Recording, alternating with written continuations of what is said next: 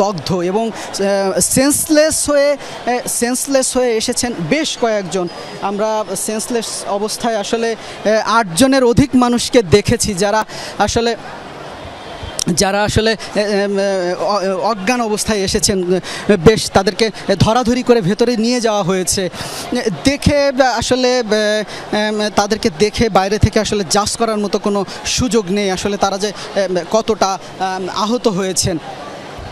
তবে ইতিমধ্যে উত্তরা আধুনিক মেডিকেল কলেজ হাসপাতালে ছুঁই এটা বলাই যায়, কারণ আমরা একজন চিকিৎসকের সাথে কথা বলছিলাম, তিনি আসলে বলছিলেন যে 60 জনের অধিক ইতিমধ্যেই তারা এখানে চিকিৎসা দিচ্ছেন, আর তারপরে আরও 20 জনের অধিক আসলে এখানে দগ্ধ আহতরা এসেছেন। এর মধ্যে মাইলস্টোন স্কুল অ্যান্ড কলেজের বেশ কিছু কর্মীকেও সম্ভবত আনা হয়েছে, যাদের ড্রেস দেখে আমরা এটা অনুমান করতে পারি এখানে আসলে কেউ সঠিক তথ্য দিতে পারছেন না, এজন্য আমরাও আসলে সঠিক তথ্যটা এই মুহূর্তে জানাতে পারছি না। এবং সেই কর্মকর্তাদের সংখ্যাও আমরা 8 জনের অধিক দেখেছি যারা ভেতরে প্রবেশ করেছেন। আমরা আরও একজন আহত ব্যক্তিকে আনা হচ্ছে, রিকশায় করে আনছেন এবং আমরা দেখছি স্কুল ড্রেস পরিহিত, আসলে দেখতেই পাচ্ছেন যে রিকশায় করে আনা হচ্ছে। তিনিও বেশ অসুস্থ, তবে আমরা দেখতে পাচ্ছি তিনিও বেশ অসুস্থ, কাদা পানিতে তার প্যান্ট থেকে শুরু করে সব কিছু আসলে একাকার। আমরা হয়তো দেখাতেই পারছি, হ্যাঁ দেখতেই পাচ্ছেন আসলে তিনিও অসুস্থ, তিনি একা হেঁটে যাওয়ার কোনো, এখানে যারা চিকিৎসা কর্মী আছেন তারা সহায়তা করছেন, তারাই আসলে ভেতরে নিয়ে যাচ্ছেন। এতক্ষণ আমি আসলে যেটা বলছিলাম, রোগীরা এখানে যখনই আসছেন 10 থেকে 15 সেকেন্ডের বেশি লাগছে না ভেতরে নিয়ে যেতে। অসুস্থ আরও একজনকে আসলে বাইরে আনা হচ্ছে, যাদের আসলে এখানে চিকিৎসা দিতে বেশ বেগ পেতে হচ্ছে, এমন একজনকে আমরা আসলে আমরা সবাইকে দেখাবো না। শামীম, আমরা একটু আপনার কাছে অনুরোধ করছি, আসলে যে পরিমাণে শিক্ষার্থী সেখানে আহত হচ্ছে, অনেকেই ঝলসে গেছে এবং টেলিভিশন স্ক্রিনে যারা দেখছেন অনেকেই দুর্বল চিত্তের আছেন, যারা হয়তো এটা সহ্য করতে পারবো না। ক্যামেরায় যিনি আছেন আমি অনুরোধ করব আমার সেই সহকর্মীকে, শামীম আপনি একটু বলে দেবেন যাতে করে সকল অসুস্থ শিক্ষার্থীদের আমরা না দেখাই এবং তাদের কাজে বিঘ্ন ঘটে এরকম কিছু আমরা যাতে না করি, আমরা বাইরে থেকে খবর সংগ্রহ করব। শামীম, এমনটাই জানতে পেরেছি। এছাড়াও এর বাইরে অভিভাবক বা স্বজনরা এসে তারা তাদের যেসব স্বজনরা অসুস্থ তাদেরকে নিয়ে তাদের পছন্দ মতো জায়গায় নিয়ে গেছেন, এমনও আমরা দেখেছি। তবে মাত্র যাকে বের করা হলো তাকে বাইরের কোনো হাসপাতালে নেওয়া হচ্ছে না, একটা অংশ থেকে আরেকটা অংশে নিয়ে যাওয়া হচ্ছে, সেটা দেখতেই পাচ্ছি। এবং এখানে আসলে এরকম থেমে কিছুক্ষণ পর আবারও হয়তো আমরা আরেকটি গাড়ি আসছে, আমরা হয়তো আমাদের এই লাইভেই দেখাতে পারবো। আমরা দেখছি আরও একটি অ্যাম্বুলেন্স, এটা সেনাবাহিনীর অ্যাম্বুলেন্স প্রবেশ করছে, একটি নয় 2টি অ্যাম্বুলেন্স প্রবেশ করছে একসাথে। আশা করি এখানে হয়তো বেশ কয়েকজন আহত রোগী থাকতে পারেন এবং দেখছেন যে এখানে আসলে যারা আছেন স্বেচ্ছাসেবক এবং চিকিৎসা কর্মী যারা আছেন তাদের সবারই আসলে ব্যস্ততা বেড়ে যাচ্ছে। একটা অ্যাম্বুলেন্স ঢোকার সাথে সাথে আমরা নিশ্চয়ই পুরো দৃশ্যটাই দেখাতে পারবো, ঠিক কতটা দ্রুততার সাথে আসলে যারা আহত হয়ে আসছেন তাদেরকে হাসপাতালে নেওয়া হচ্ছে। সেনাবাহিনীর অ্যাম্বুলেন্সটি ভেতরে প্রবেশ করেছে, সাথে আরও একটি বাইরে অপেক্ষা করছে এবং আমরা আসলে এখন বাইরে স্বেচ্ছাসেবক এবং চিকিৎসা কর্মীদের তৎপরতা দেখতে পাচ্ছি।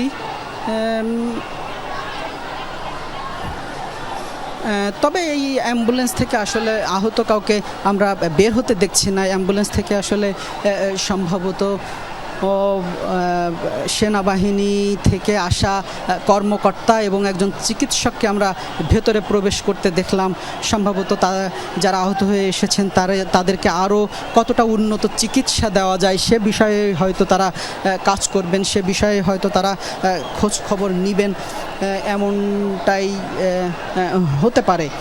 তবে এই মুহূর্তে আসলে এখানকার অবস্থা আরও আর আসলে হাসপাতালের বাইরের অবস্থাটা আরও ভয়াবহ রকমের, উৎসুক মানুষের চাপে আরও ভয়াবহ অবস্থা হয়ে দাঁড়িয়েছে। রাস্তা দিয়ে একটা গাড়ি চলাচলে বেশ বেগ পেতে হচ্ছে। এই মুহূর্তে আরও একটি অ্যাম্বুলেন্স ভেতরে প্রবেশ করছে। সম্ভবত এই অ্যাম্বুলেন্সেও আহত কেউ আসতে পারেন। যদি আসেন আমরা দেখাতে পারবো যদি কেউ আসেন। এবং এখানকার স্বেচ্ছাসেবক চিকিৎসা কর্মীরাও একটা অ্যাম্বুলেন্স যখন ভেতরে প্রবেশ করছে তাদের কর্মযজ্ঞও বেড়ে যাচ্ছে। তারাও সর্বোচ্চ চেষ্টাটাই করছেন দ্রুততার সাথে রোগীদেরকে ভেতরে নিতে। তবে এই অ্যাম্বুলেন্সেও আমরা দেখছি যে বেশ কয়েকজন সেনা কর্মকর্তা এসেছেন, তারাও হাসপাতালে প্রবেশ করছেন। সব মিলে আসলে এখানকার পরিস্থিতিটা বেশ বেশ উদ্বেগজনক। যারা স্বজনরা অবস্থান করছেন, স্বজনদের একটি অংশ ভেতরে প্রবেশ করতেও পারছেন না। তারা বাইরে দাঁড়িয়ে বেশ হা হুতাশ করতেও দেখেছি তাদের। আমরা সে সময় তাদের সাথে কথা বলারও চেষ্টা করেছি। তবে পরিস্থিতি সিচুয়েশান এমন একটা যে আসলে তারাও আসলে কথা বলার মতো পরিস্থিতিতে নেই। এজন্য এর বাইরে এখানকার পরিস্থিতি আসলে সেনাবাহিনী, ফায়ার সার্ভিস, পুলিশ, রাজনৈতিক নেতাকর্মীরা সবাই আসলে এখানে মেইনটেইন করার চেষ্টা করছেন যাতে কোনো ধরনের বিশৃঙ্খলা এখানে তৈরি না হয়। এর বাইরেও আসলে স্বজনদের অনেকেই যখন পরে খোঁজ পেয়েছেন তাদের অনেকেও এখানে আসছেন। তবে আমরা যেটা জানতে পেরেছি, যেহেতু আহতদের বড় একটি অংশ শিশু, যেহেতু বিমানটা আসলে যেখানে ভূপাতিত হয়েছে, যেখানে বিধ্বস্ত হয়েছে সেই অংশটা হচ্ছে প্লে থেকে ক্লাস 8। এই অংশে বিধ্বস্ত হওয়ার কারণে শিশুরা বেশি হতাহত হয়েছেন এমনটাই আমরা জানতে পেরেছি। ভেতরে আসলে প্রাথমিক চিকিৎসা, জরুরি বিভাগ থেকে প্রাথমিক চিকিৎসা শেষে আসলে এখানে ঝলসে যাওয়া রোগী আনা হচ্ছে। আমরা চেষ্টা করব না দেখাতে, এবং আপনি এটি নিশ্চয়ই জানেন যে সাধারণত বার্ন হয় যাদের, তাদের ইনফেকশনের ঝুঁকিও বাড়ে। তো আমরা সবাই তো চেষ্টা করছি আসলে দূর থেকে সংবাদটি সংগ্রহ করে দর্শকদের দেখানোর জন্য। আপনি বারবার যেটি বলছিলেন যে স্কুলের যেহেতু শিশু শিক্ষার্থীরা ছিল এবং যারা আহত হয়ে আসছে শিশু শিক্ষার্থীর সংখ্যাই বেশি। দর্শক, আপনারা জানেন এই প্রশিক্ষণ বিমানটি আসলে সরাসরি ভবনে আঘাত করে। যেই ভবনটিতে আঘাত করে ওই ভবনটিতে 100 থেকে 150 শিক্ষার্থী ছিল। আর জুনিয়র সেকশনের ওই ভবনে নার্সারি 1, 2, 3, 4 এসব শ্রেণীর ক্লাস হয় সাধারণত।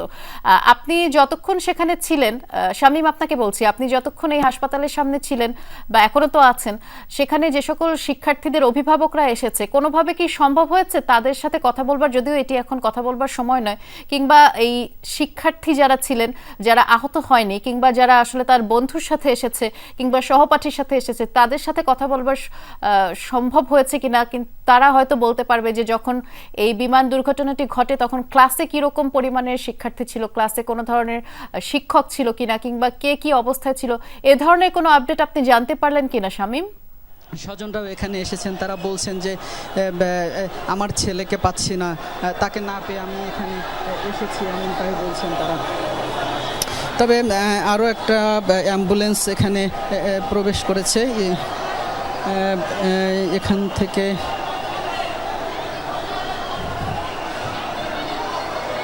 আহত, এর ভেতরে বেশ কয়েকজন আসলে অবস্থান করছেন। তবে আহত কেউ আছেন কিনা বের করলে আসলে আমরা বুঝতে পারবো। এই অ্যাম্বুলেন্সেও আসলে আমরা দেখছি যে বেশ ফার্স্ট এইড নিয়ে বেশ কয়েকজন চিকিৎসক আসলে অ্যাম্বুলেন্স থেকে নামছে। ইসলামী ব্যাংক হসপিটাল থেকেই তারা এসেছেন।